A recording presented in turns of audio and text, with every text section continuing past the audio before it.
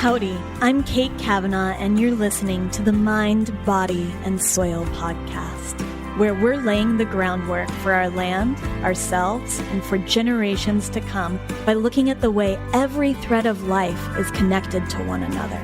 Communities above ground mirror the communities below the soil, which mirror the vast community of the cosmos. As the saying goes, as above, so below. Join me as we take a curious journey into agriculture, biology, history, spirituality, health, and so much more. I can't wait to unearth all of these incredible topics alongside you. Hello, and welcome to the Mind, Body, and Soil podcast / groundwork podcast. We're in the middle of a little transition over here. I am your host, Kate Kavanaugh, and on this podcast, we explore the threads of what it means to be humans woven into this earth. My guest today is Mariah Blake, and her book, They Poison the World, Life and Death in the Age of Forever Chemicals, is out. If you are listening to this, the book is out.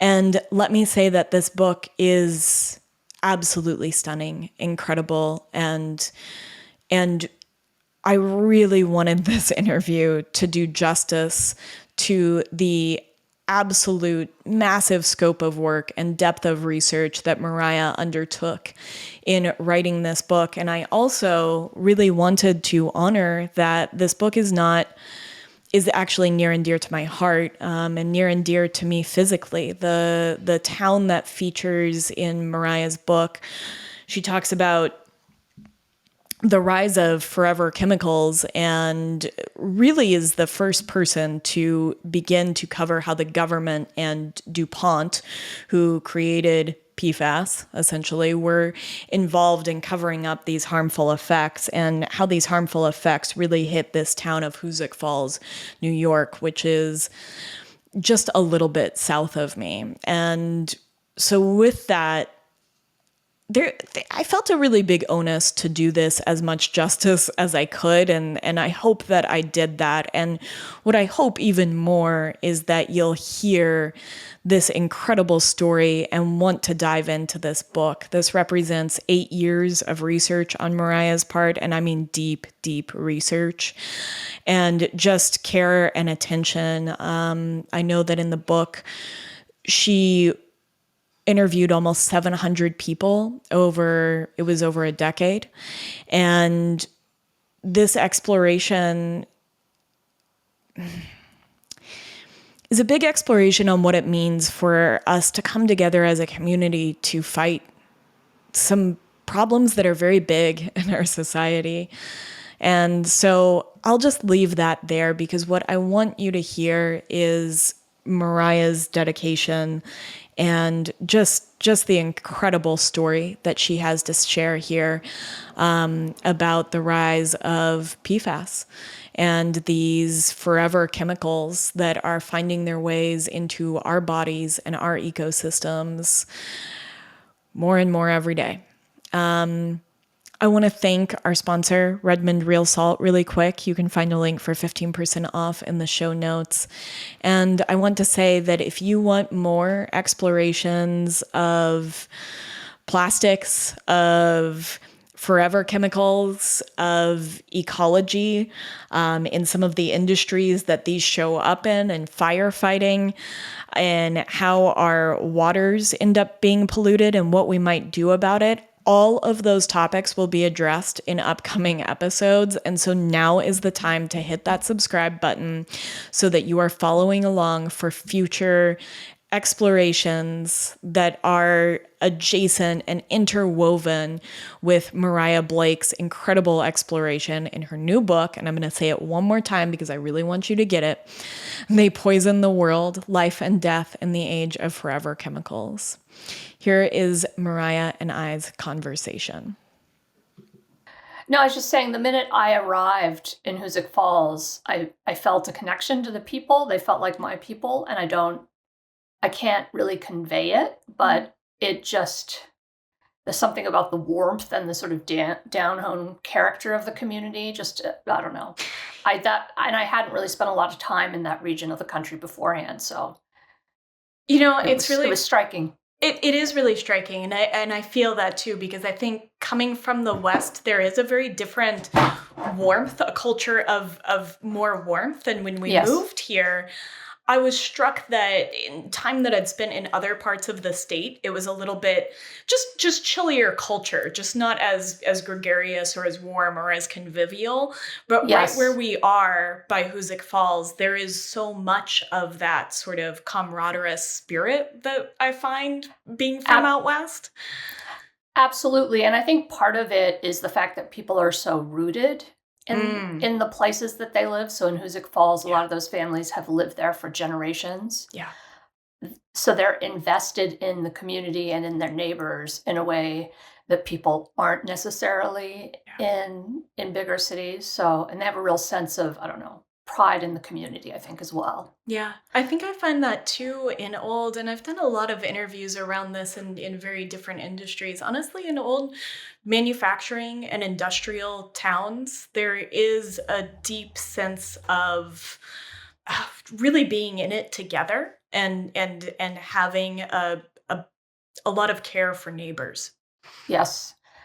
Well, and I think this the size of the communities and the fact, and maybe this is true in all, factory towns, but for example, I think you have bigger Rust Belt cities where you have these larger populations and people aren't necessarily connected to each other in the way they are in a place like Hoosick Yeah, Falls. But in Hoosick Falls, you know, people, it's not only that their parents knew each other's parents, their grandparents knew each other's grandparents, their children are on little league teams together. So there's this, it's, their their families are so interwoven. People yeah. feel a real sense of connection to and responsibility for each other in a way that is incredibly refreshing when you live in a big city. Mhm.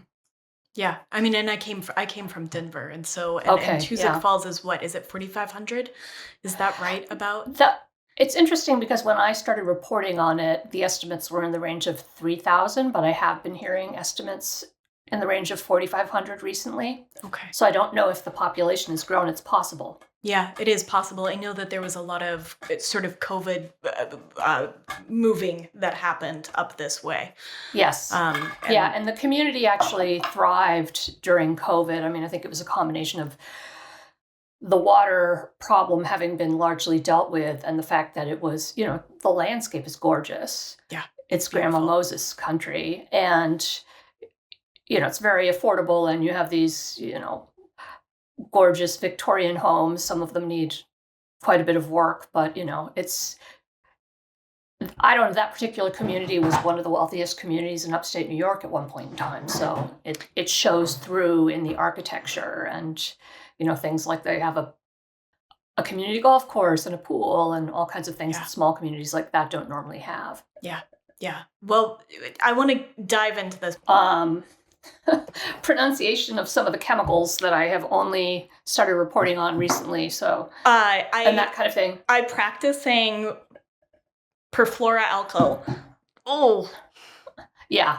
many It's a tough times one. today. I actually just narrated I saw that on your Instagram.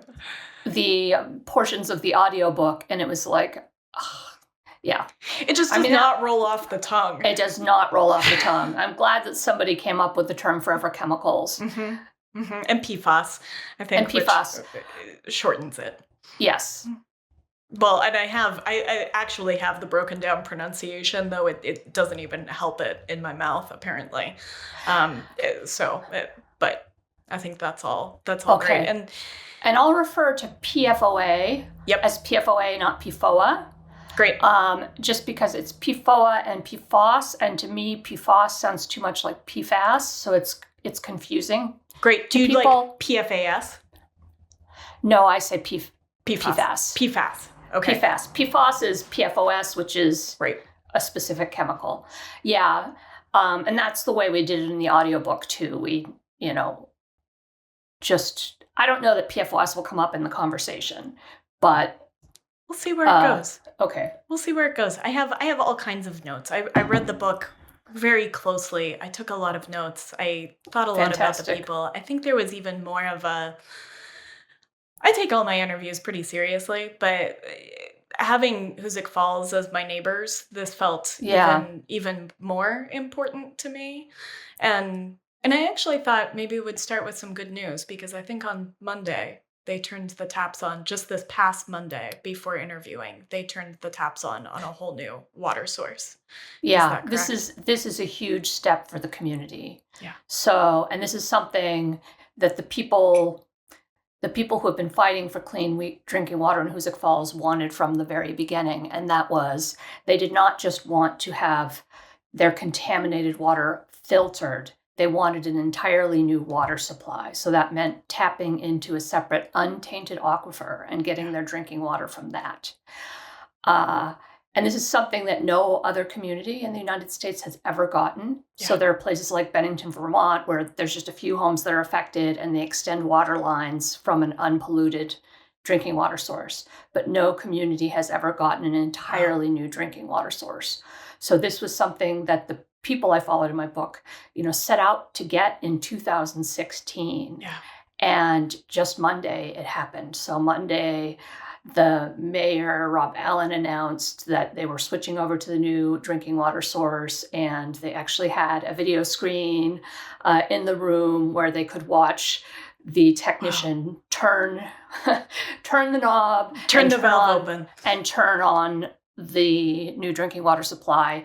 And that really is, in many ways, the culmination of this decades-long battle that this community has been fighting, and it's turned out to be, incredibly successful. They have accomplished more, I think, as a community than any other community dealing with the fallout of PFAS contamination. Yeah. In the country. Yeah. And it's incredible to see this group of humans come together, to see mothers and doctors and lawyers and just everyday citizens come together to truly fight this battle, to research, to devote all of their time, these people have devoted their lives to this.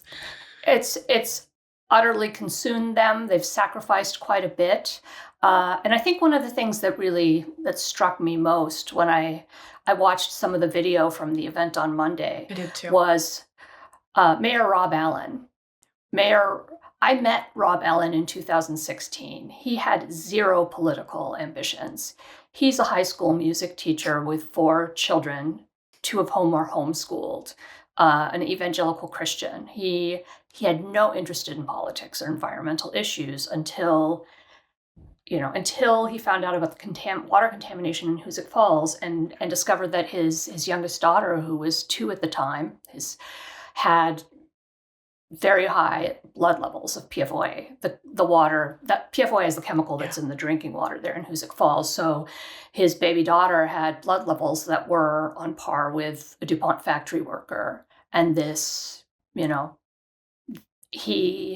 unimaginable. It's unimaginable. It's an incredible trauma, but he turned that personal trauma into something, very powerful. At the urging of another resident, he decided to run for public office, and he became mayor. And he has guided this community through this crisis with just amazing grace. And he's an incredibly talented public servant, and that's part of the remarkable thing about having witnessed all of this unfold in Hoosick Falls is that many of these people have hidden strengths they didn't even know they have. And this, this struggle, as painful as it was for them, allowed them to discover these hidden strengths and to use these hidden strengths to benefit their own community. In today's conversation with Mariah Blake, we dive into PFAS. I don't take putting ads in episodes like this very lightly. It always feels a little out of place to me. However, it is how I support myself and the work on the podcast. One of the things I really appreciated about Mariah's book was that she addressed how deeply embedded some of these chemicals are in our systems writ large. It's not something that we can just avoid. So, I really want to have said that. There are a couple of places I'm really particular about when it comes to my life and anything And that's really anything that's touching my food and water. I've been using Field Company cast iron skillets for almost 5 years. They are made in the USA from 100% recycled iron without any of the harmful chemicals like PFAS that are generally found in nonstick coatings in a lot of cookware. When I cook with Field Co., I know I'm using a product that's built to last generations too. And their smooth-bottomed, lightweight design makes it easy to cook with and begin seasoning for a lifetime. If you want to make this long-lasting investment in your cooking and your health, Field Co. is offering 10% when you visit fieldcompany.com/Kate_Kavanaugh, or a lot easier, just hit the link in the show notes. Now, back to our interview with Mariah Blake. Is Michael Hickey, the man who discovered the drinking water contamination, actually persuaded Rob to run for public office. And he did a lot of maneuvering behind the scenes. He's a person he's afraid of public speaking. He doesn't like being out front. But he turned out to have a real knack for this kind of strategy. Mm-hmm. Michael Hickey also brought in the lawyer for the village, who's ended up being incredibly effective at negotiating with the company. So I think it was seeing that footage of the event on Monday, and I think Rob Ellen called Michael Hickey up to the podium and had him make the call to the technician to turn on the water. Wow. Which I think was really just an incredibly touching tribute. So I think the event itself really encapsulated a lot of what's special about the Hoosick Falls story.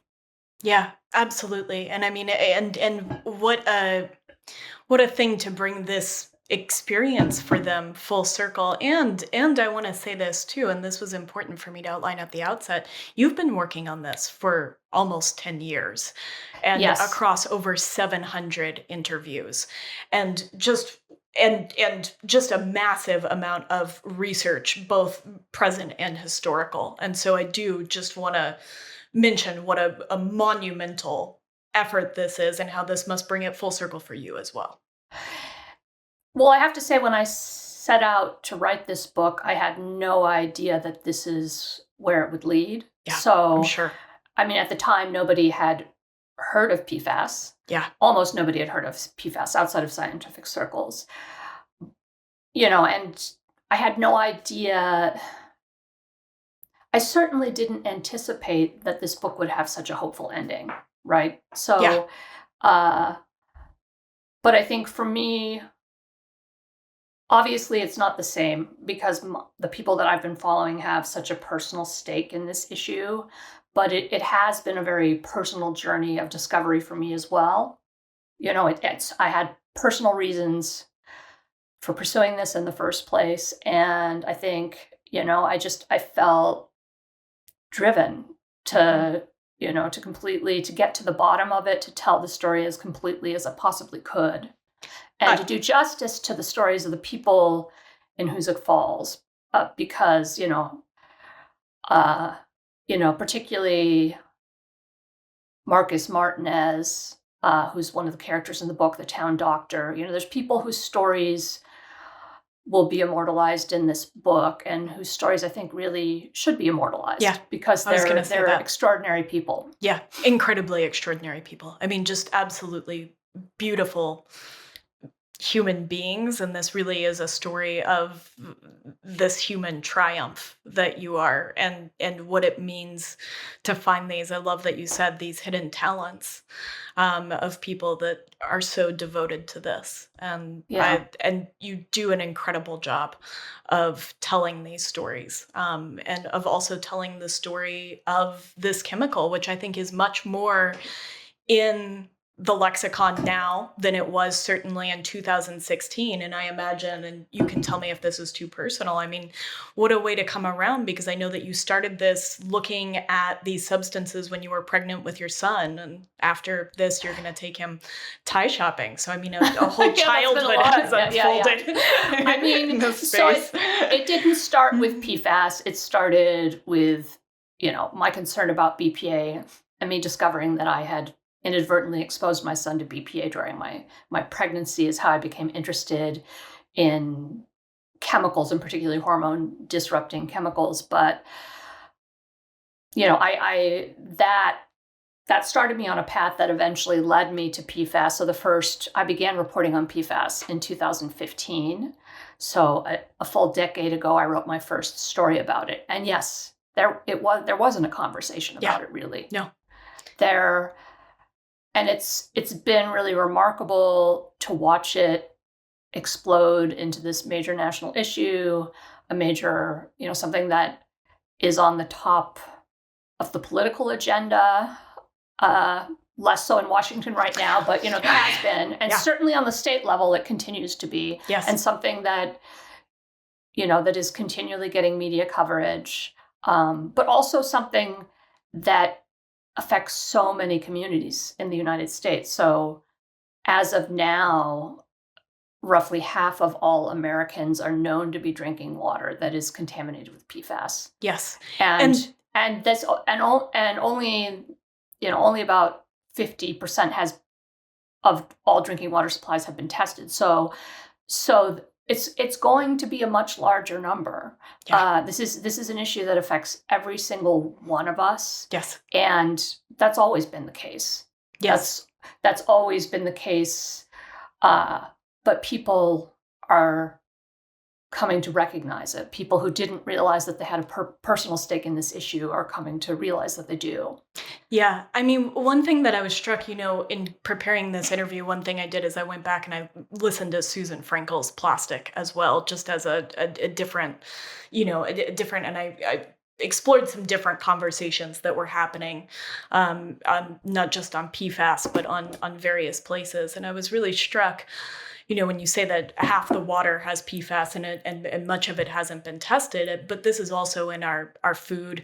This is in every, one of the things that I was struck by in the book, you mentioned that it's been found in eagles in deep wilderness in their hatchlings that have never left the nest. Like that these forever chemicals, PFAS and PFOA, and others like them, have permeated every aspect of our environment and bodies. And I was just struck by this thing that plastic that was meant to be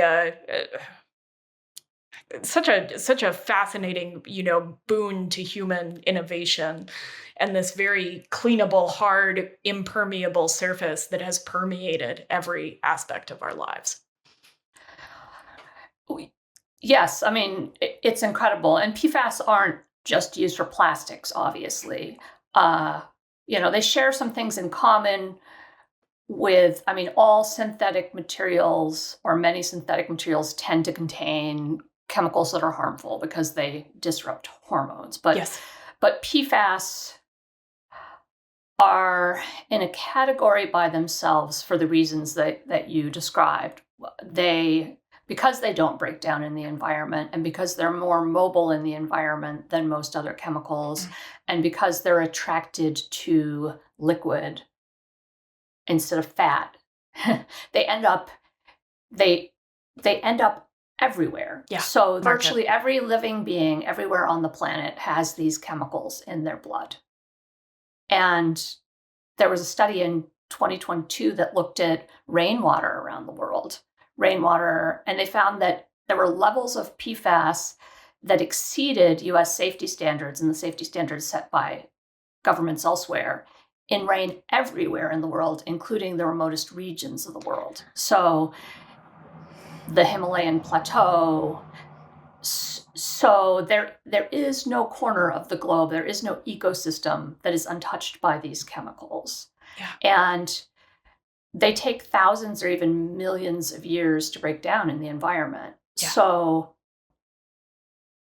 they're going to be with us for a very long time. All of us are going to be exposed for the rest of our lives. Yes, and our children's and children's, and on. Yes.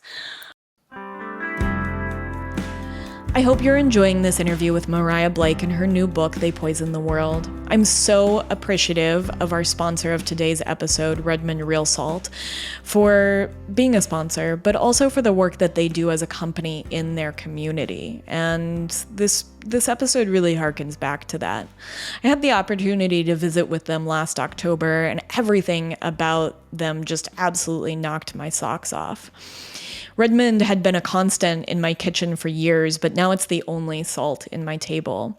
It's mined from the ancient Sundance Sea in Utah, and it contains 60 plus trace minerals. It has its own earthy, sweet flavor that it brings to all the vegetables that I know many of us have beginning to appear in our gardens. And I know that I love rehydrating with their Relight electrolyte powder on long work days. Whether you're seasoning a meal or replenishing your electrolytes with Relight hydration powder, Redmond Real Salt is the real deal, and they are from a company that I trust that is doing good work in their community. You can grab yours at redmond.life with the code mindbodysoil_15 for 15% off, or just hit the link in the show notes.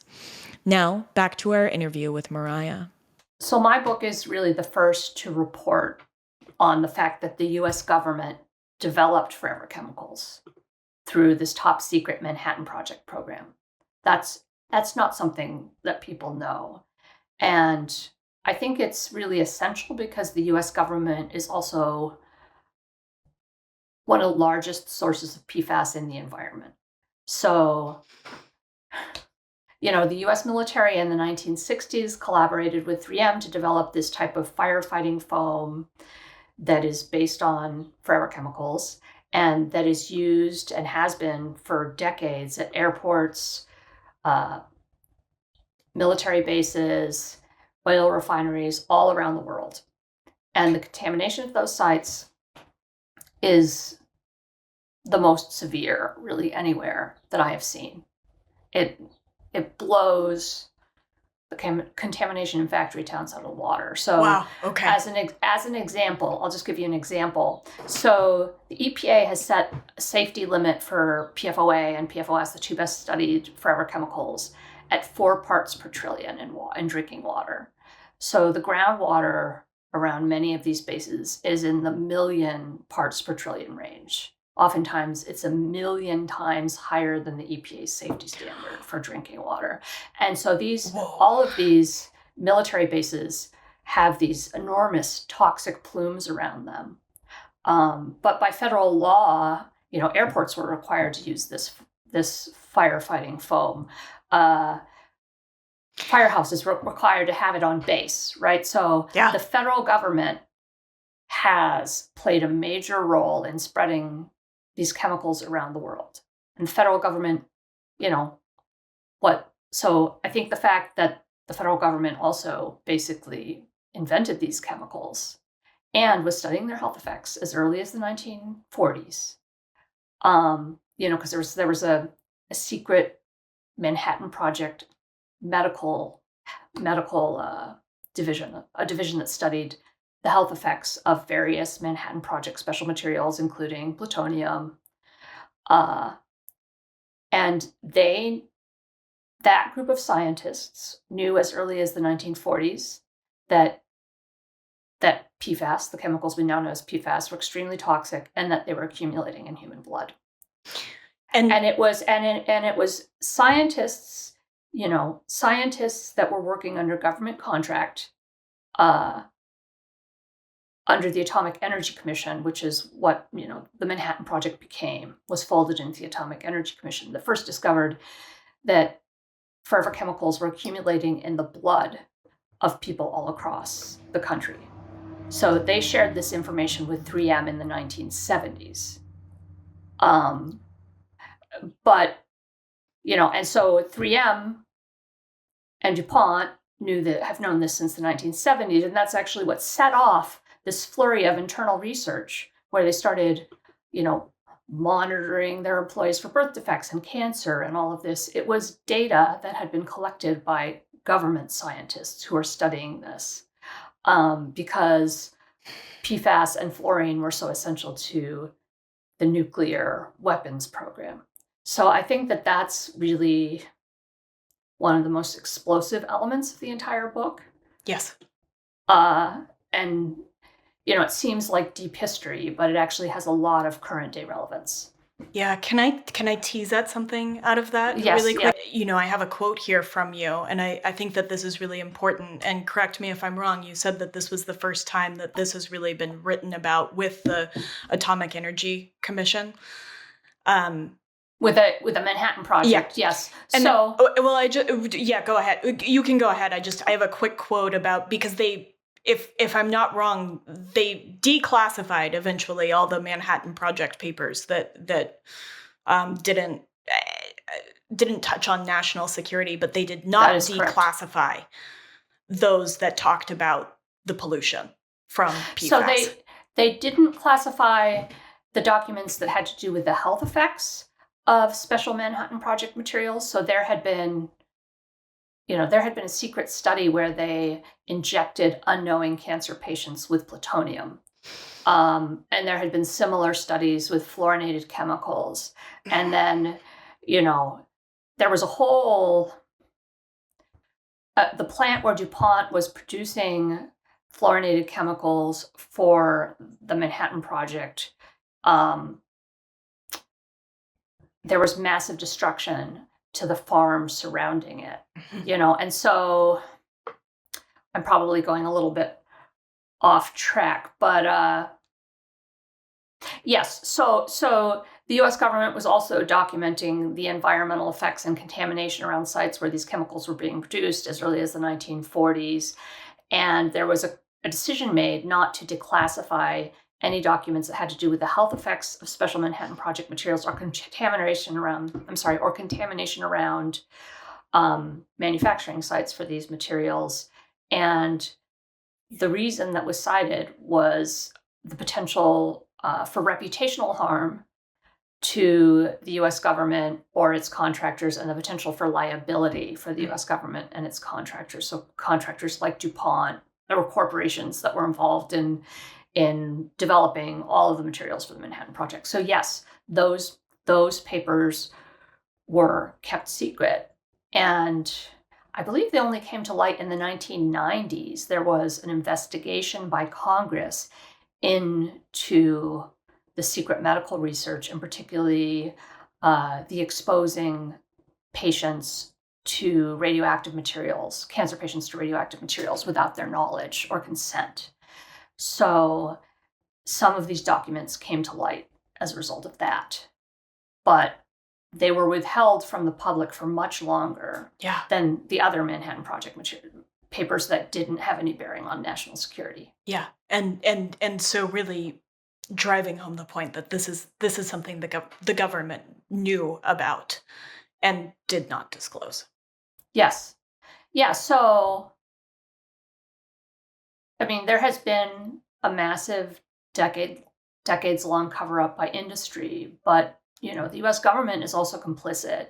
And I think just how complicit the U.S. government is, that's not something that we're talking about. That's not something that is public knowledge at this point. And I think that's something that we need to be talking about. Yeah.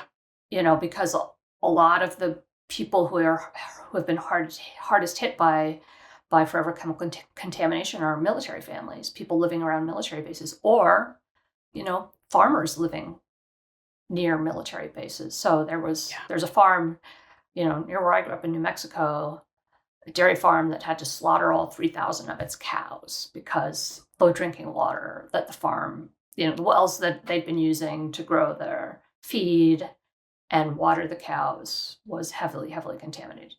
Wow. That happened to be the farm that supplied the milk for my elementary school. So you would get little cartons of milk with the pictures of missing children on the back. Sure. In my school, those came from Highland Dairy in New Mexico, which it turns out that milk was heavily contaminated with PFAS. From the Manhattan Project specifically? No. From a military. From a military. So there was a military base where near this dairy, Yeah, and I'm sorry if that wasn't clear, but No, yeah, there's a military base near this dairy, and that's there are sort of there are watershed moments for every state and every community. The thing that puts forever chemicals on the radar of politicians, and in New Mexico, it was this dairy, this dairy farm. So, but so. A lot of businesses and individuals that are suffering as a result of contamination. It's due to contamination of military bases, not just in the United States, but all around the world. So, may I ask what you think recourse looks like for that? I think especially, thinking about Hoosick Falls and thinking about the class action that they bring against DuPont, I'm not even sure what question to ask. What does accountability look like?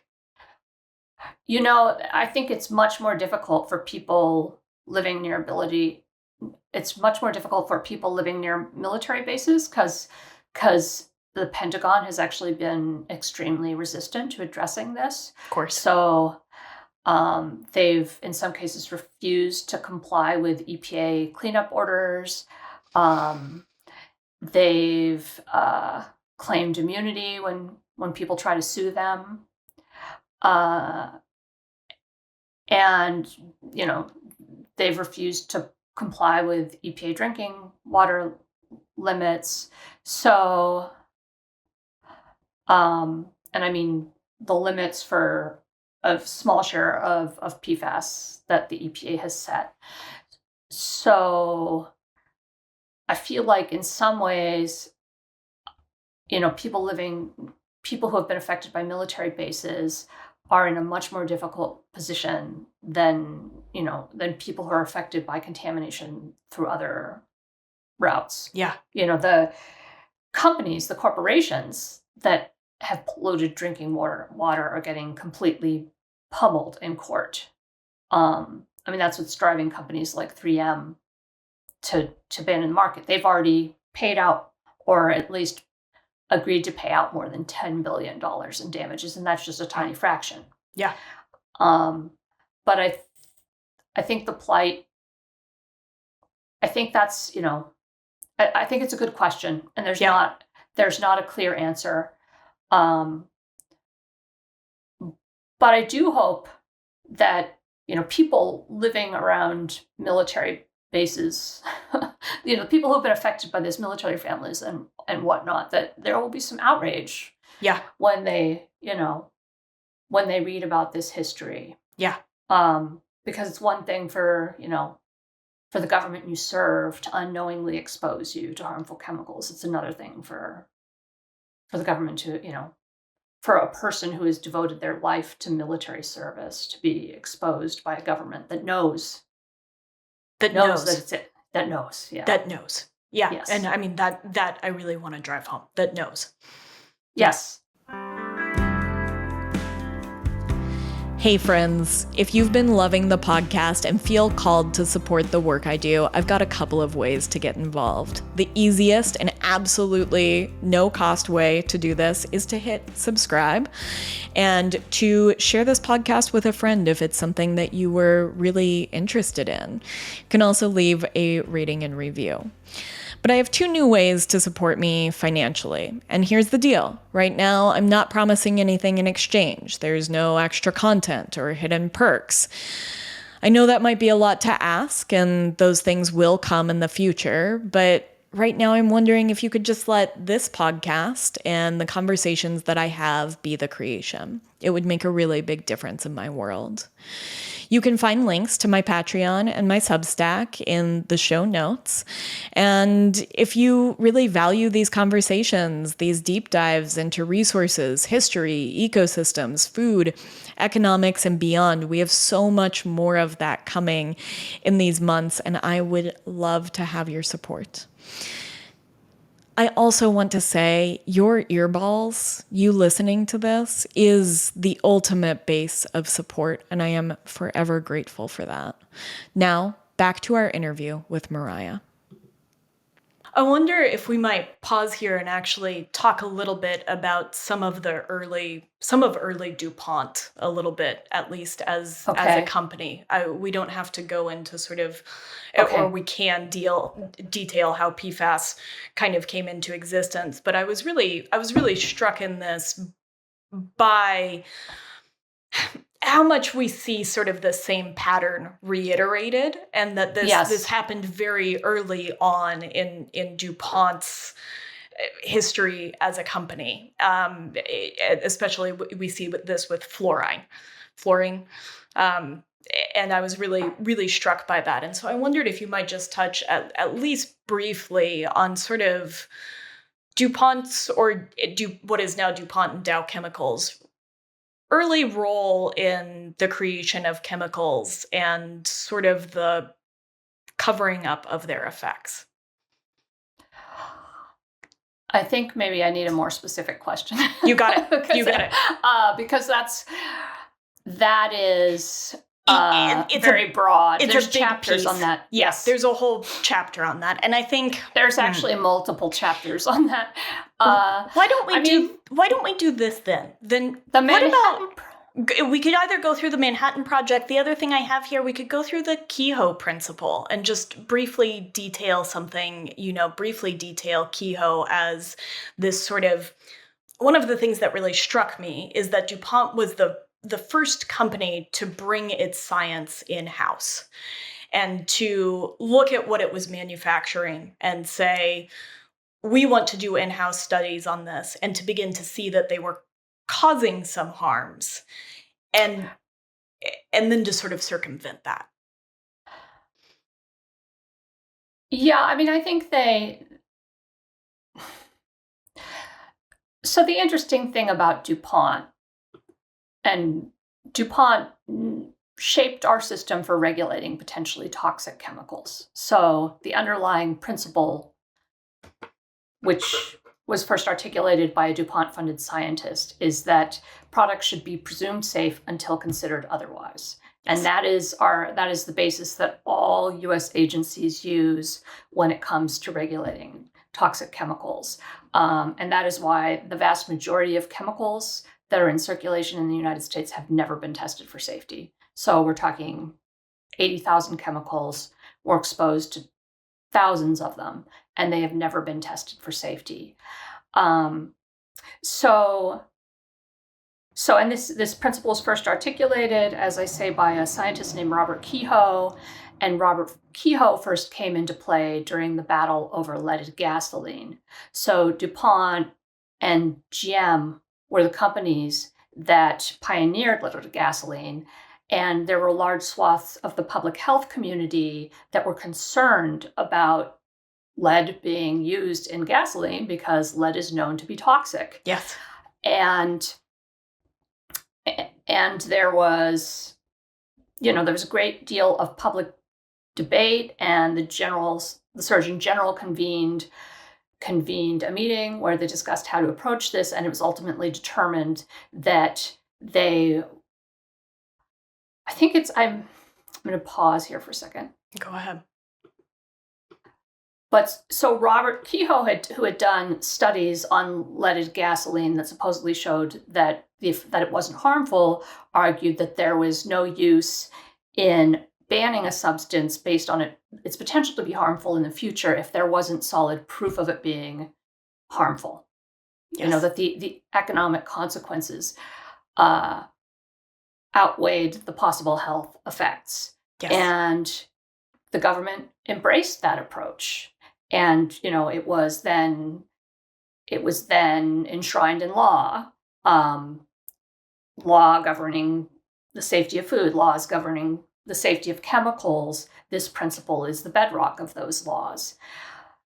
Interestingly, Robert Kehoe also pioneered the methods that industry uses to evade regulation by manipulating the science. So in the case of leaded gasoline, the vast majority, almost all of the research on the health effects of leaded gasoline for the first 40 years that leaded gasoline was on the market was produced by Robert Kehoe, who was working under contract from DuPont and GM, the companies that stood to profit Yes. from leaded gasoline.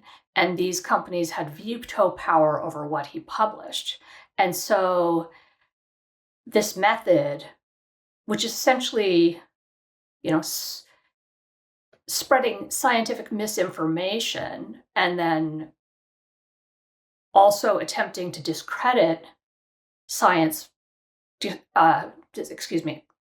attempting to discredit research by independent scientists that show a product is harmful. The methods that we now associate with big tobacco and big oil, these methods are really pioneered by the chemical industry during the battle over leaded gasoline. Yes. And DuPont pioneered these methods, and then it used them very effectively for decades. Yeah. For the last 100 years? Yeah. Yeah, it's been 100 years. It's been 100 years. Yeah. So, and, these methods have been used to discredit the science tying all kinds of lucrative products to disease.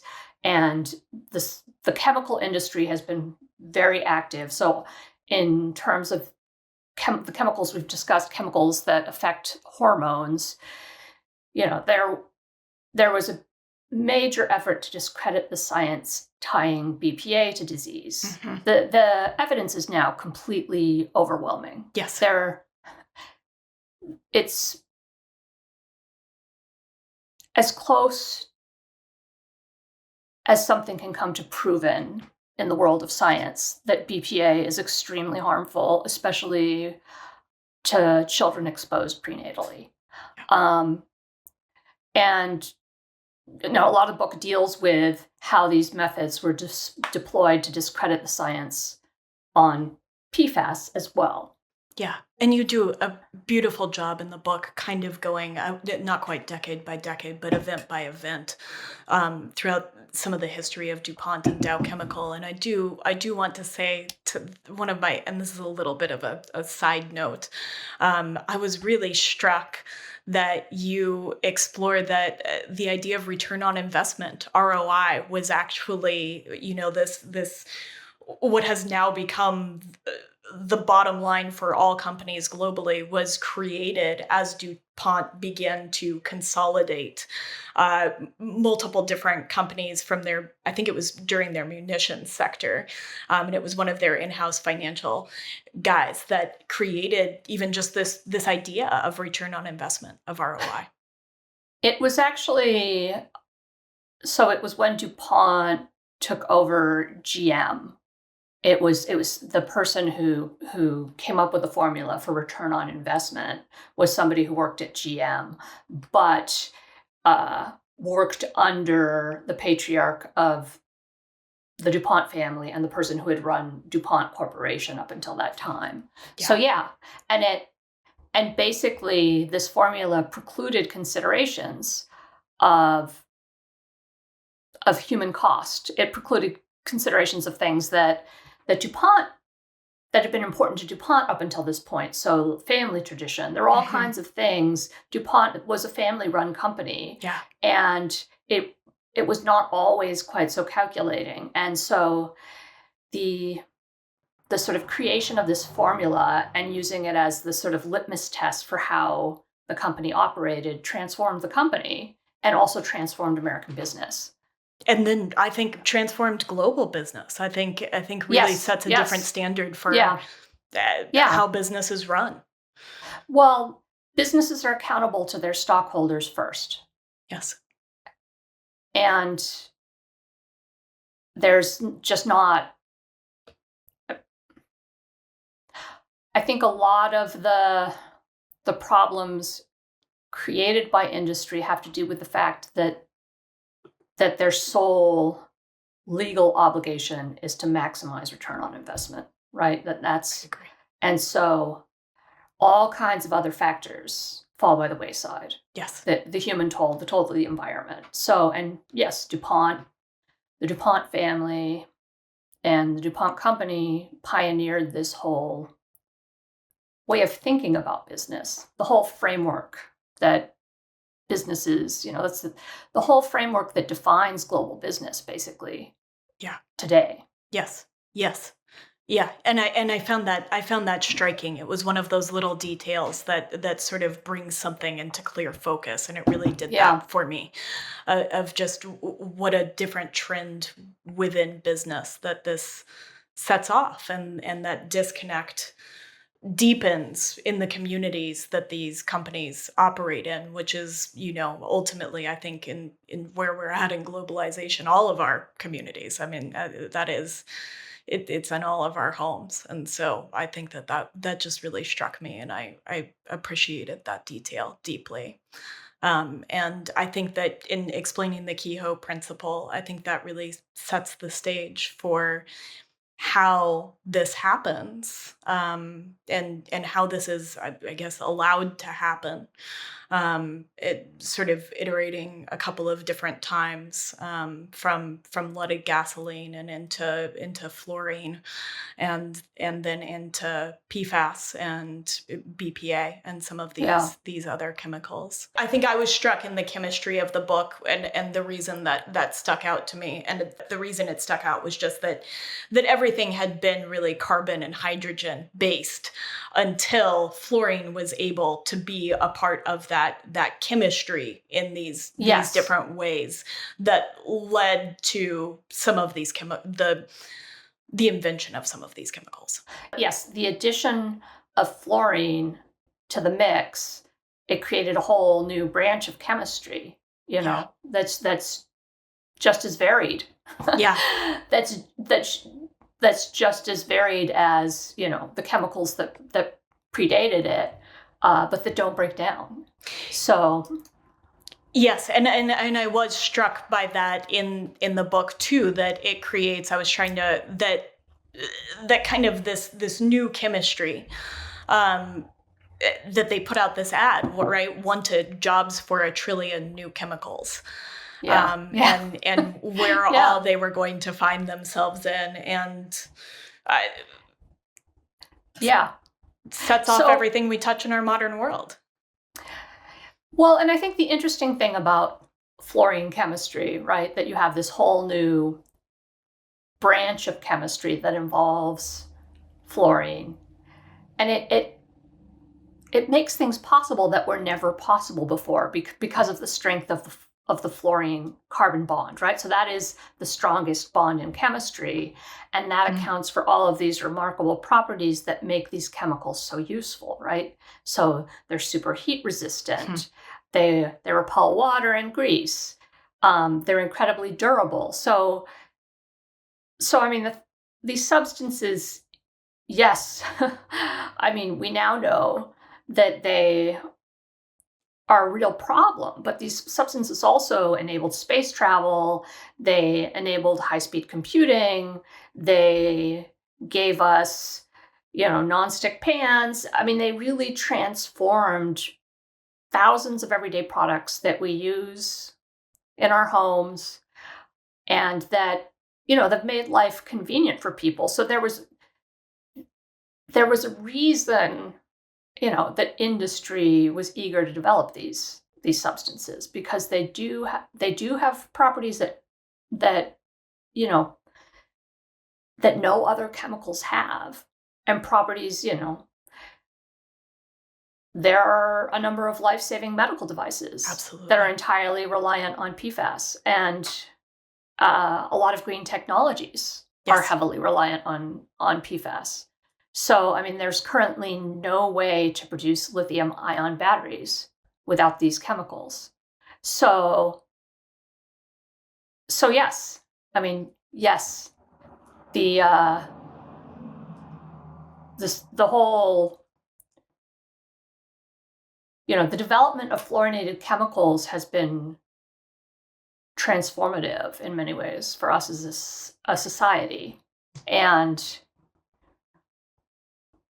I mean, there are enormous drawbacks, which I think we're just sort of coming to terms with now as a society. But there's a reason Oh, There's a reason that these chemicals are used so widely in American commerce. absolutely. And I think in the book, you're tugging at awe in some ways. I mean, awe at the bonds that these chemicals form, at the large array of products that they make up and possibilities that they make up, that, in the NICU, in hospitals, in medicine, in various industries that make some of the most, I don't know if you want to call them miraculous, or some of the most, incredible aspects of modern life possible. Yes. That this is a very much a double-edged, complicated sword. I think as all synthetic materials are, right? Yes. Yes, I think absolutely. I say in the book that they expanded the horizons of human possibility. And that was, initially, that was the only aspect of them that the public saw. There was this sense of wonder and awe surrounding them. Yeah. Justifiably, I think. Yeah. But people didn't. It took us a long time to come to terms with the dark side. Yes. Of these substances that make so much possible in our lives, and also that make our lives so much more convenient. Yes. I mean, I even think, and you really capture it in this one little story about nylons, right? I mean, and the fervor over nylons, which is a synthetic material, and how much it changed women's lives, right? There are nylon riots in trying to get a hold of this pantyhose. Yeah, there were actually all over the country. There were nylon riots, women women smashing shop windows, lining up by the tens of thousands outside of stores, getting into fights where they pulled each other's hair and, they toppled over shelves. Sometimes other customers inside stores, people were so eager to get their hands on these stockings. I mean, in that case, I think the potential was actually oversold, because they were supposed to be run-proof stockings that were strong as steel and fine as a spider's web, I believe is how they were described. And actually, they're not. They were not superior, I don't think, to the silk stockings that preceded them. No. But the marketing surrounding these synthetic materials really played up their miraculous qualities, Absolutely. And so I think nylon is the ultimate example of that. I think it is, and it feels like it's right there at that inflection point of these new horizons, the synthetics revolution that happens around that time, and the big marketing push, right? The ad men on Madison Avenue that are marketing these products en masse to as many homes as they can get them into. Yeah, one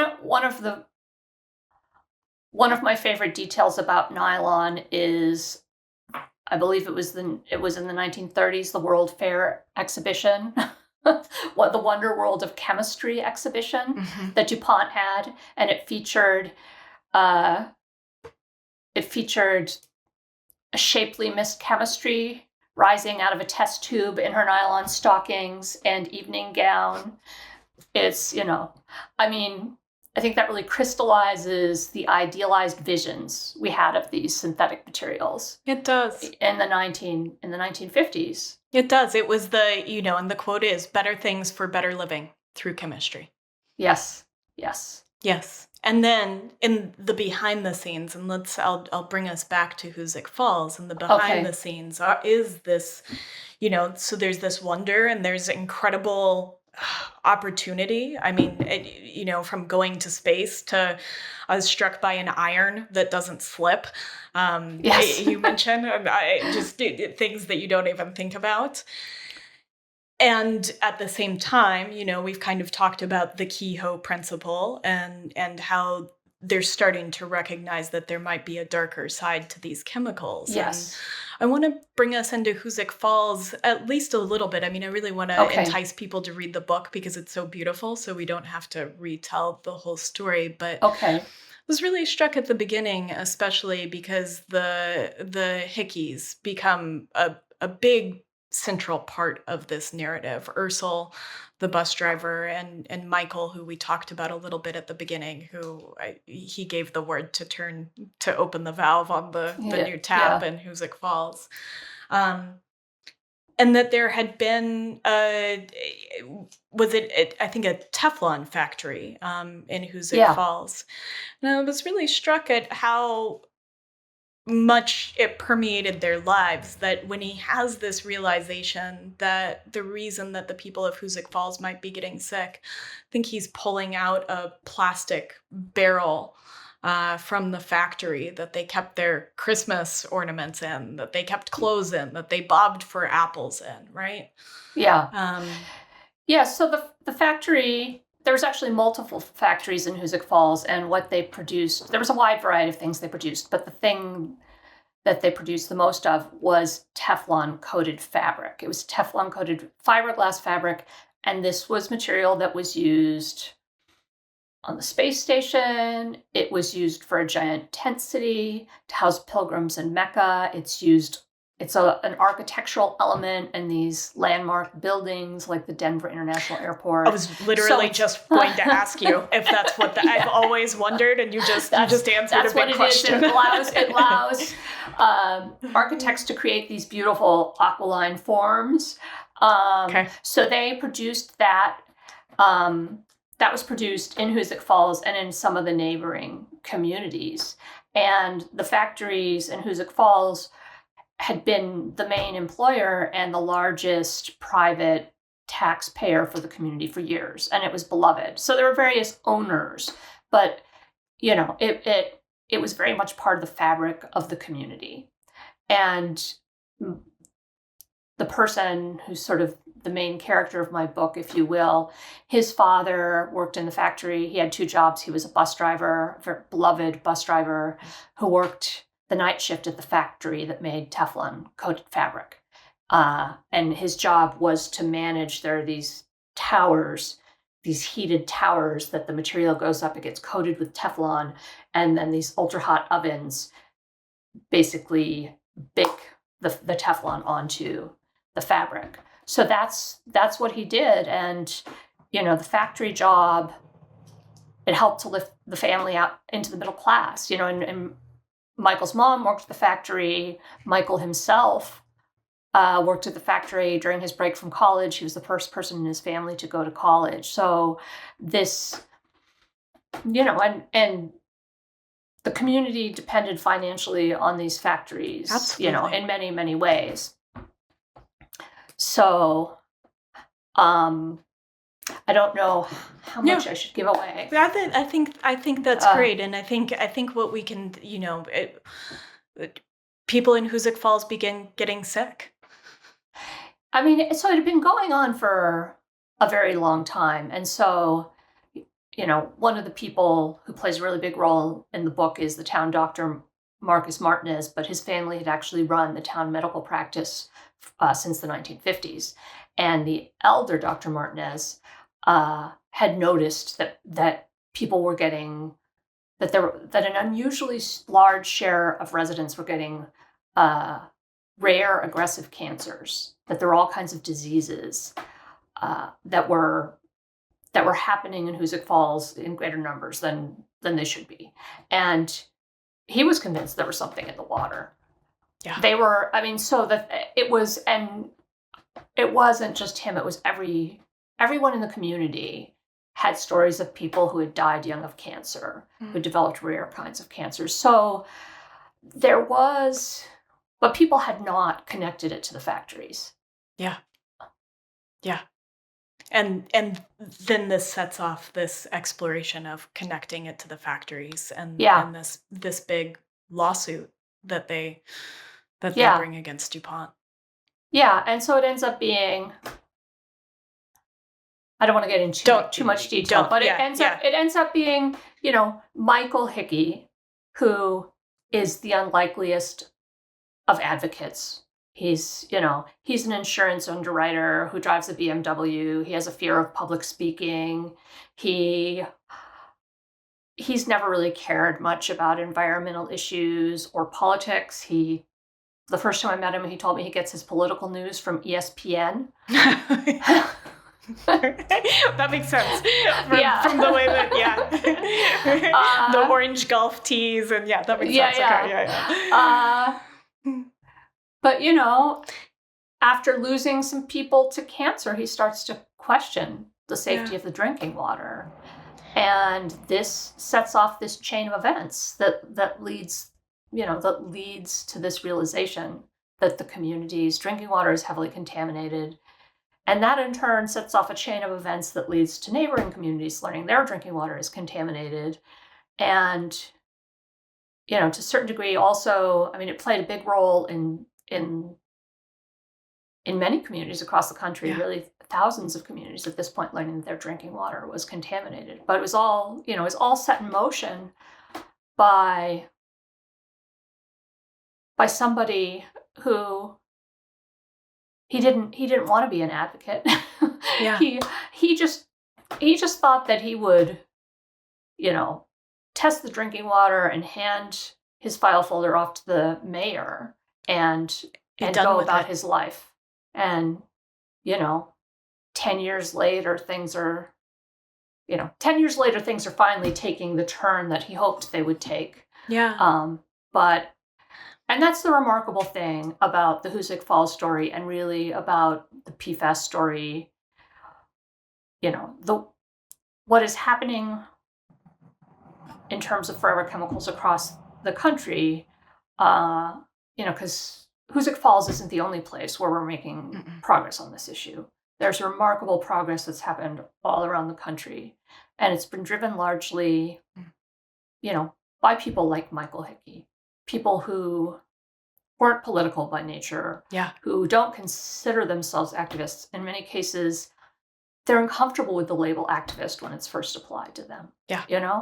These are people who are just fighting to protect their families and their communities. And they're up against not just some of the most powerful corporations in the world. They're up against a system that's stacked against them by design. Absolutely. The system that, was pioneered by Robert Kehoe in the 1920s. So, but because of their incredible persistence, they managed to make progress anyways. And that's been a really remarkable thing to witness. And that's been, that's one of the things early readers of the book have responded to. I think people find it infuriating, but also inspiring and hopeful. Yes. Both of those things. And go ahead. Sorry. No, I think especially in this particular political moment, where it can be easy to lose hope that our individual efforts make any difference. I think the stories of the people in Hoosick Falls, and I picked this community, but I could have just as easily followed a group of residents in another community and told maybe not quite as compelling story, but a almost equally compelling story, right? That it gives me hope, and I hope that it will give other people hope that what they do as individuals can make a difference. That is what, and that's how I wanted to begin to wrap this, was around that, because I found an immense amount of hope and strength and inspiration in the people of Hoosick Falls. And I have a quote here that I thought I'd just bring into the conversation, and it's Michael Hickey about his father, and it's something that I highlighted and I put it on a sticky note on my desk to think about. And he said, you say about Michael, quote, "It struck him that his father had been right all along. It wasn't wealth or status that mattered. It was people. He resolved to be more like Ursel, more generous, more devoted to his community." And I think I was really struck about the devotion to a community that the people of Hoosick Falls and, North Bennington and Parkersburg And so from the very beginning, it's been ordinary citizens who have pushed this issue to the fore. So as you mentioned, in Parkersburg, West Virginia, it was a family of Appalachian farmers, poor Appalachian farmers who sold some land to DuPont for a landfill, and their cows started dying off. And they ended up suing DuPont, and their case wound up exposing this breathtaking cover-up involving the chemical PFOA, which is the best known and best studied PFAS. But really I'm going to take a break. Really, the only reason the world even knows these chemicals exist is because of this family of farmers. Yeah. Now, there was a lawyer who took a risk on them. That's Rob Bilott, and he's now, he was the basis. His life story was the basis of the film Dark Waters, starring Mark Ruffalo. There's professional environmental activists and groups and lawyers that have taken up their cause, but the driving force behind all of this momentum, all of these changes we're seeing, is ordinary citizens, or ordinary citizens who take on extremely powerful interests, often at great personal expense, and in many cases wind up scoring these remarkable, improbable victories. Yeah. And go ahead. I just want to say it started with the Tennant family in West Virginia. Their name deserves to be said out loud. The Tennant family. Yeah. Yeah. I have that note here too. The Tennants. And certainly too, I mean, throughout the book, there are farmers you notice things on your land oftentimes, I think, in a different way. You have, I'm sorry, I'm looking at my herd of canaries out there, my goats. And so sometimes, you see these changes, and I know that was true for the Tennant family. Well, and recently, I think farmers are starting to be a driving force behind PFAS legislation and regulation, because all across the country, farmers at the urging of the EPA have been spreading sewage sludge over their land as fertilizer. And we're now discovering that sewage sludge is highly polluted with PFAS. So these farms, this is sort of a whole phase of the PFAS contamination crisis that's really only coming to light now. But in large swaths of the country, farmland is as heavily polluted as the most contaminated factory town. So this is in Maine, this has been well documented, starting to come to light in Texas, where there's an entire county that's declared a state of emergency because of the level of PFAS pollution on these farms, the level of forever chemical pollution. But a really interesting thing that's happening as a result of that is that farmers are becoming advocates too, in the same way these factory residents are. So as you have red states passing regulation as a result of it's farmers, firefighters, but these unlikely advocates. So places like Texas, Montana, all of these red states are now have legislation that's being weighed by state houses to regulate forever chemicals, not just in sewage sludge, but in consumer products. There's some conservative states where they're regulating emissions. That's a much more upstream kind of regulation than anything that's ever been considered on the federal level. And that's as a result of farmers being directly affected, or firefighters. There's high levels of forever chemicals in their gear, and also in specific kind of firefighting foam. So these people in groups have been personally affected are becoming advocates. Firefighters are some of the most powerful advocates out there. Absolutely. And some of them are running for state legislatures. And, they're not only necessarily fighting for, protections for firefighters, bans on forever chemicals in firefighting gear and and bans on forever chemicals in firefighting foam, but also bans on firefighting gear and bans on forever chemicals on PFAS in consumer goods. So, and these are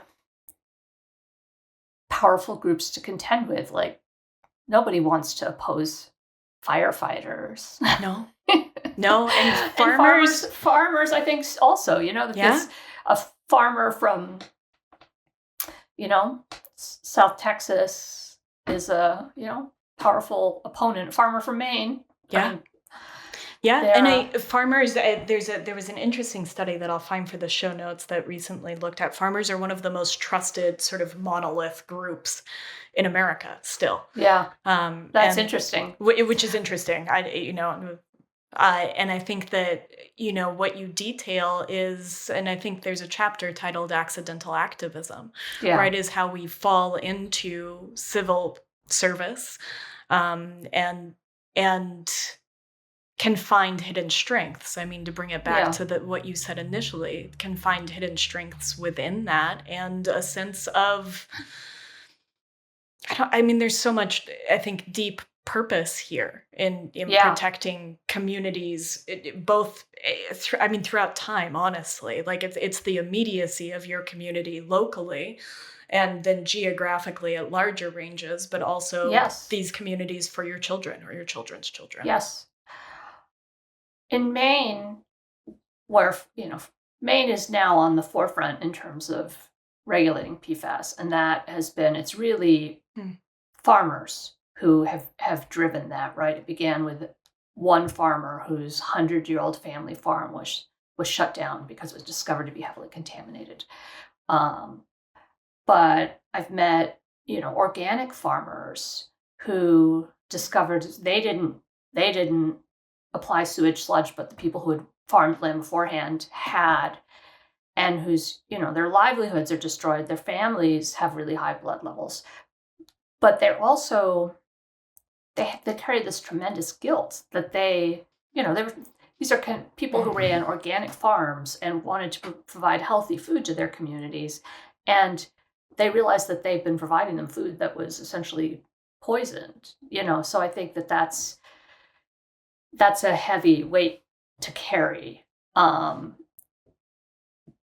I think, one of the farmers I talked to who used to run an organic farm, he now is a professional advocate. He works for an organization that's, fighting to regulate forever chemicals. So, and I do think that these people, their stories are very moving in the same way that, the stories of people whose lives have been upended by PFAS in factory towns are. But yeah, because they're farmers, because they're firefighters, they have a lot of credibility. Yeah. That crosses partisan lines. And that's the other thing about this issue that's, remarkable is that it really isn't a partisan issue. So in Congress, in state houses nationwide, the legislation that's passing is bipartisan. Yeah. Which is incredible. It is incredible. And it's as a result of this, the really varied sort of groups that are affected. And, the dogged advocacy by the individuals who are affected, and the fact that it's, that it's military families, that it's firefighters, that it's farmers, that it's, groups that tend to cross partisan lines and also that are incredibly sympathetic. Yes. I think. Yes. And it doesn't, PFAS does not discriminate. It does not discriminate. No. It does not discriminate. It is everywhere. And I think no environmental issue discriminates, but I think because PFAS, they stick around, they're in your blood, they're in your soil, it feels more personal to people than climate change, for example.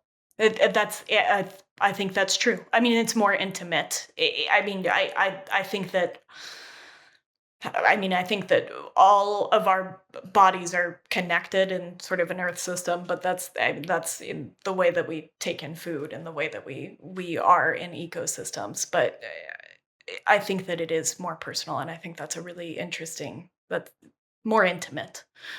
Um, Yeah. do you, as we kind of begin to wrap up, because the book is so hopeful, and I think that surprised me. I didn't know exactly where it was going when I got into it. And when we think about, there was a great, there was I'm not going to take credit for this, this sort of metaphor, this way of looking at this. It's from Dr. Max Laboron, who runs a sort of citizen science initiative to look at plastics up in Newfoundland and Labrador. And they said, if your bathtub is overflowing, you don't grab a mop first, you turn off the tap, right? And Yes. so when looking at PFAS, right, it's certainly about getting clean drinking water for the people of Hoosick Falls. Ultimately, this is about how do we begin to adjust this, and at the Yes. very end of the book is that this is, in many ways, this is a book about citizen reluctant activists that can truly move the needle, that all of us together can Yes. actually affect change to turn off the tap. And so I'm just Yes. wondering, as you see a new tap turned for Hoosick Falls, and thinking about that, what you would have to say to people. Well, I think Max is 100% right. The solution is turning off the tap. And that really most of the regulation that has been weighed on a federal level, for example, is just about cleaning up the pollution that exists. It's not about turning off the tap. And since these chemicals will be with us practically forever, and we don't actually know what the vast majority of them do to us, Yeah. we absolutely need to turn off the tap. And I think that anybody who's studied this subject will agree with that. I would say that some of the policies that are happening in the European Union and on the state level get us closer to that. So across the board bans on PFAS and consumer products that are happening in places like Minnesota. The EU is also weighing one. And that combined with the onslaught of lawsuits, there's more than 15,000 lawsuits pending, has led retailers and manufacturers to begin to migrate away from PFAS en masse. So at this point, our best hope of turning off the tap is the market. Is people refusing to buy products with PFAS in them, people pushing through regulation and filing lawsuits that makes the cost of producing these chemicals greater than the profit to be made from them. And we are reaching that tipping point, I think. 3M, the largest manufacturer of PFAS in the world, the company that pioneered them and that has been the main manufacturer for basically since the 1940s, has announced that it will quit producing them by the end of 2025. So, wow. Dozens of major retailers with more than $700 billion in sales in the United States dozens of major retailers with more than $700 billion in sales in the United States have announced that they will eliminate PFAS from their packaging and products in the near future. And we're not talking small retailers, we're talking Apple.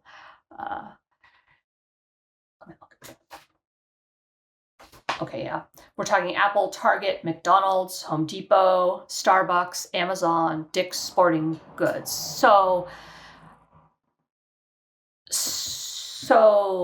this process that ordinary citizens have set in motion is having a dramatic effect. It's bringing us closer to turning off the tap.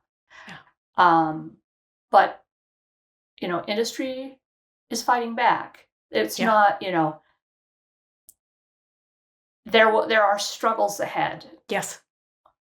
Yes, and I think inspiration to be taken as readers to perhaps engage. Yes. Yes. Well, I think that's the only thing that has ever really moved the needle on environmental issues is public outrage, the public demanding change, right? From, beginning in the 1960s with a movement set in motion by Silent Spring. Yeah. It is, our government, the federal government has never done a good job of protecting us from environmental threats, and we certainly can't rely on it to do so now. No.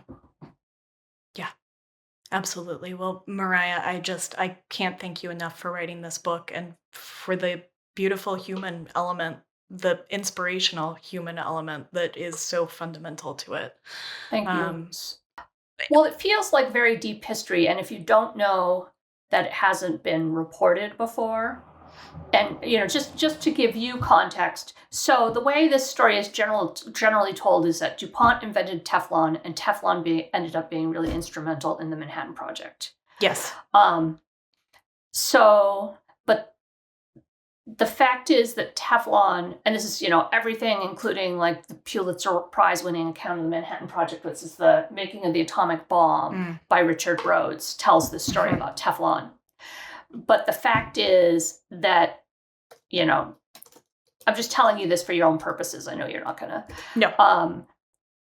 That, yes, the government thought Teflon would be extremely useful, but they also needed all kinds of other fluorinated substances. So they established this program to create fluorinated substances, all kinds of PFAS. There had been one, besides Teflon, there had been one existing before, but none of them were considered, they would never have become viable products if it weren't for this government program. And most of them, all the methods for creating them were invented through this government program. Now, there's been one other person who has reported a little bit on this, Rebecca Altman. Yeah. She wrote a story called, I forget what it is. She did a couple. She did one for the Atlantic and one for Orion. So she did a second. It's called Time Bombing the Future. So she takes a very different tack than I do, and she talks about mainly the early experimentation with PFAS that happened at Columbia University. But so I actually went into the archives of one of the scientists who worked on this at Cornell and was able to piece together this whole story of, what happened at Columbia was just the very sort of seed of it. But the fact that there are all these manufacturers and universities involved and all of the secret medical research and stuff. So I don't want to take complete credit for it. So because Rebecca Altman has, it was part of an essay that didn't really sort of frame it as new information, but she's the one other person who's reported a little bit on this program. Yeah, I've seen some of her reporting, and but now I have more questions about what a process. I just want to say that to you, the way that you have pieced this together, and I've been looking at your sources. I know that the weaving of this story took deep research. Yes. Well, there's the deep research, and then there's I think the most difficult process for me, because I'm a compulsive researcher, was, I only was able to use a tiny fraction of the information I collected. So how to pick what to include and knit that into a compelling narrative. That's the more challenging part, I think. Only because the research, I don't know.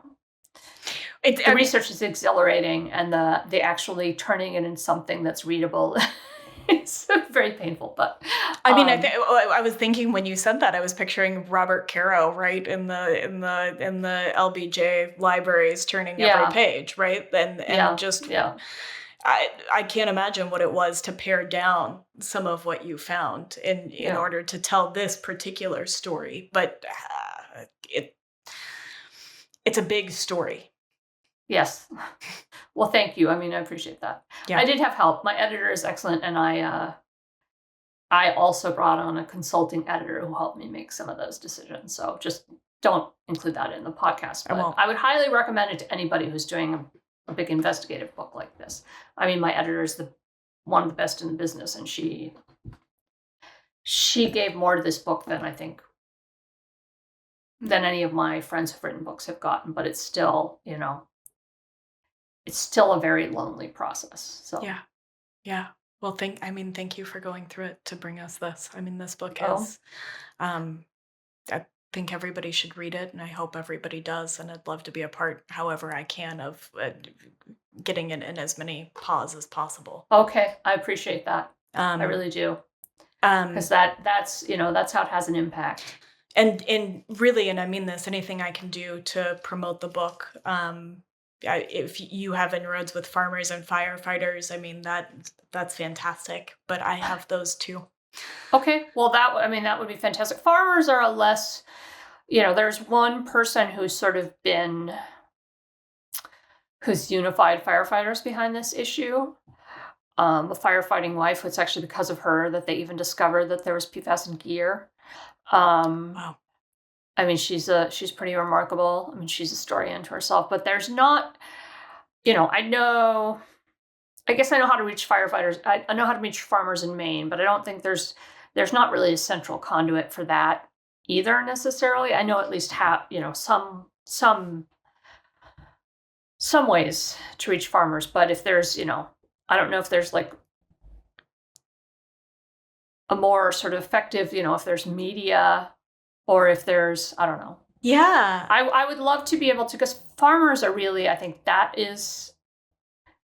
they're emerging right now as a group that's extremely active on this. I mean, in Maine, they have been for years, but, and now you have in places like Texas, more surprising places, you have farmers really playing a leading role on this issue. So yeah, if you have ideas about how to reach farmers, I would welcome those as well. I do, and I might have some connections for you as well. I can, however you'd prefer, because I have some big inroads with big people within the farming community. Like that is one thing I definitely can offer is inroads Okay, with that would be fantastic. some big farmers, especially farmers I think that know that have avoided using that sewage in general because Yeah. Well, I mean, in some ways, farmers are the heart of this story, right? Because during the Manhattan Project, it was the farmers who took on the government, and it was the tenant family that ended up bringing, the existence of these chemicals to light. Yeah. And then, I mean, there's a whole other chapter that we can discuss, but basically, the first drinking water standards were. They discovered that farmland in Georgia was contaminated, and it was contaminating drinking water around a 3M plant in Georgia, and that's where the first drinking water standards came from. So, like, farmers have been sort of at the heart of this issue from day one, and I think now they may not have fully realized it, but now they're realizing. I think that they're how deeply affected large swaths of the farming community is, and it's just begun. There's only a couple of states where this has really been charted. So I think it's going to be the next wave. Okay. Well, let me think about who might be, to make the best use of your time. Who would be a really good source for that? Because I noticed, and I have all these quotes over here. I noticed, the burnt up peaches, and that, I mean, the tenant family. I cried through most of that story. Oh. Just what they were experiencing. I can't imagine, and I think that's what made it so tender. I would recommend, reading the New York Times reporting on this county in Texas. It's Something's Poisoning America's Farms is one of the title of the first story. Okay. And then in Maine, the two farmers who have been out front on this, or at least two of them, Fred Stone and Adam Nordell, Nordell. It was his farm was called Songbird Farms, and it was an organic farm. His children have blood levels that are higher than most factory workers. But those are like some of the stories, some of the really amazing stories that involve, or some of the, in Maine now they've done systematic testing of farms and but it's largely as a result of these farmers being out there telling their stories. So anyways, I think if you're interested in that dimension of it, those are some stories I would recommend. I'm very interested. And okay. I'm very interested in showcasing this more. Okay. All right. Well, it was a pleasure talking to you. Mariah, thank you for all your time. If there's anything I can do, you know where to find me, and so does Penny. Okay, great. Thank you so much for listening to this episode of the Mind, Body, and Soil podcast. If what you found resonated with you, may I ask that you share it with your friends or leave us a rating and review wherever you listen to podcasts? This act of reciprocity helps others find Mind, Body, and Soil. If you're looking for more, you can find us at groundworkcollective.com and at Kate_Kavanaugh, that's KATE_KAVANAUGH on Instagram. I would like to give a very special thank you to China and Seth Kent of the band All Right for the clips from their beautiful song Over the Edge from their album The Crucible. You can find them at All Right on Instagram and wherever you listen to music.